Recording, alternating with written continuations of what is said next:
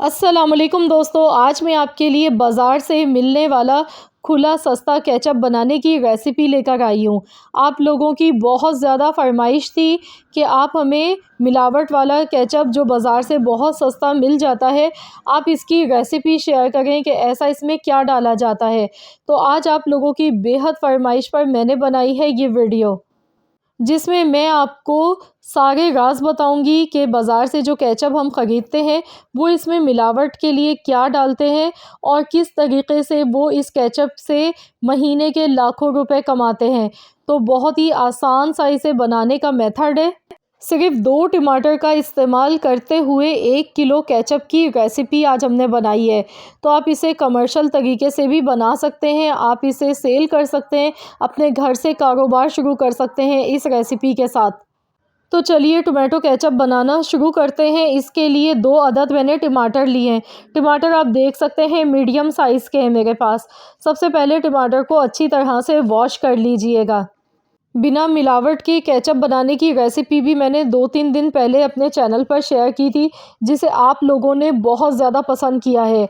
लेकिन इसके साथ ही मैंने आपको बताया था कि मिलावट वाले केचप की रेसिपी भी अगर आप कहेंगे तो मैं आप लोगों के साथ शेयर कर दूँगी। तो आप लोगों के बहुत ज़्यादा कमेंट्स आ गए थे कि मिलावट वाले केचप की भी रेसिपी शेयर करें, कि बाज़ार वाले किस तरह मिलावट करते हैं और किस तरीके से वो बहुत ही सस्ता केचप बना के तैयार करते हैं। तो इसके लिए सिर्फ 2 अदद मैंने टमाटर लिए, रफली सा इन्हें काट लेंगे। तो यहाँ पर देखिए सुर्ख पके हुए मैंने टमाटर लिए थे। तो मैं आपको सारे स्टेप्स इसके बताऊंगी किस तरह से ये गाढ़ा बनेगा और जायके के लिए इसमें क्या चीज़ें हम ऐसी डालेंगे जिसकी वजह से इसका जायका भी आपको खाने में अच्छा लगेगा। तो बाज़ार से जो हम आलू की चिप्स खाते हैं या कोई भी स्नैक्स वगैरह हम ख़रीदते हैं तो वो हमें यही वाला केचप डालकर देते हैं, जो कि कॉस्टली बहुत सस्ता पड़ता है। तो बाज़ार का खुला केचप बनाने की ये रेसिपी है। इसमें मैंने 5 से 6 अदद लहसुन के जवे शामिल किए हैं। अब हम इसे कढ़ाई में डालेंगे, तकरीबन 1 कप इसमें पानी शामिल कर देंगे। अब हम इसे पकाएंगे अच्छी तरह से, साथ में नमक डालेंगे। अभी सिर्फ इसमें नमक डालना है, बाकी हम कुछ भी नहीं डालेंगे। नमक डालने से टमाटर एकदम जल्दी सॉफ़्ट हो जाएंगे। तो चलिए मैं इसे ढक देती हूँ ताकि टमाटर इसमें सॉफ़्ट हो जाएं। 10 मिनट के लिए हल्की आंच पर हम इन्हें पका लेते हैं। तो टोटल यहाँ पर 10 मिनट हो गए हैं। तो चलिए हम देख लेते हैं। तो यहाँ पर देखिए टमाटर जो हैं वो सॉफ़्ट होने लगे हैं। ये देखिए बिल्कुल एकदम सॉफ़्ट हो चुके हैं। अब इन्हें आप चाहें तो थोड़ा सा ठंडा कर लें, इसके बाद पीस लें, या फिर मैं इसी तरह से इसे पीस रही हूँ। देखिए अभी ये काफ़ी ज़्यादा गर्म है, तो मैं इसे पीस के इसका फ़ाइन सा पेस्ट बना लेती हूँ। तो यहाँ देखिए मैंने पीस लिया है, टमाटर और लहसुन का पेस्ट बना दिया है इस तरीके से। अब आपकी मर्ज़ी है, चाहे तो आप इसे छान के ले लें। अगर आपकी मशीन बिल्कुल स्मूदी नहीं बनाती है, थोड़ा मोटा पीसती है, तो आप इसे स्ट्रेनर में डालकर पहले छान लीजिएगा। अब इसमें पानी शामिल करेंगे 3 कप। 3 कप पानी के ऐड कर दिए। 1 टेबल स्पून भर के लाल मिर्च का पाउडर इसमें ऐड किया है मैंने। साथ में हाफ़ टी स्पून नमक डाला है।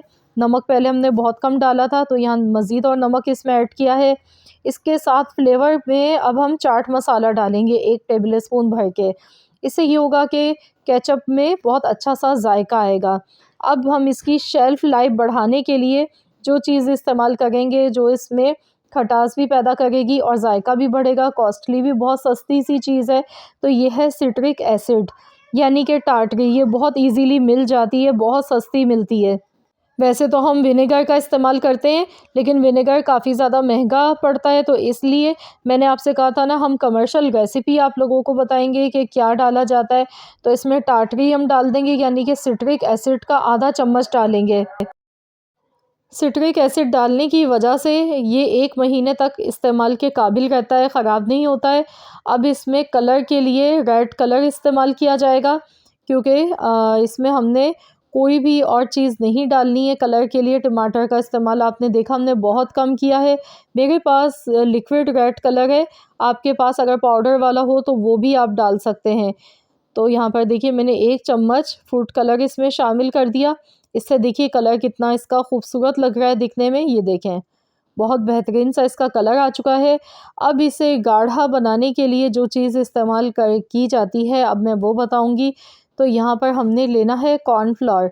तो यहाँ पर जो मैं चम्मच इस्तेमाल कर रही हूँ ये बड़ा चम्मच है। टोटल आपने 4 टेबल स्पून भर के कॉर्नफ्लोर लेना है। अब इसमें हम पानी शामिल करेंगे और इसे अच्छी तरह से मिला लेंगे। इसमें कोई भी गुठली वगैरह नहीं रहनी चाहिए। कॉर्नफ्लोर डालने से केचप बहुत ज़्यादा भी बनेगा, गाढ़ा भी बनेगा। तो यहाँ पर कॉर्नफ्लोर आप एडजस्ट कर लीजिएगा, कम या ज़्यादा जैसे दिल चाहे, जितना गाढ़ा आपको रखना हो उसी हिसाब से आप कॉर्नफ्लोर इसमें ऐड कर सकते हैं। तो यहाँ देखिए मैंने इसे अच्छी तरह से मिला लिया है, मिक्स कर लिया है। इसमें कोई गुठली नहीं है। तो यहाँ मैंने गैस पर रख दिया इसे। अब मैं थोड़ा थोड़ा सा डालती जाऊँगी, एक हाथ से चम्मच चलाते रहेंगे।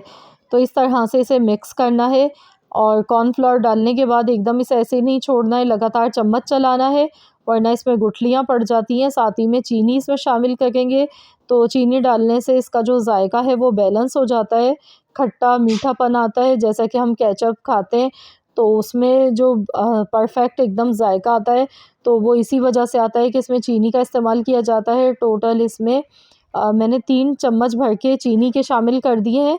तो यहाँ देखिए जैसे ही पकने लगा है तो इस पे शाइनिंग आने लगी है, कलर खूबसूरत लगने लगा है, ये देखिए। अब इसे अच्छी तरह से पकाएंगे। जब इसमें बॉयल आ जाएगा तब हमने 10 मिनट तक इसे पकाना है, ताकि कॉर्नफ्लोर का जो कच्चापन है वो ख़त्म हो जाए। बेसिकली कॉर्नफ्लोर का जो अपना फ्लेवर होता है वो कुछ भी नहीं होता है, कोई जायका नहीं होता है इसका।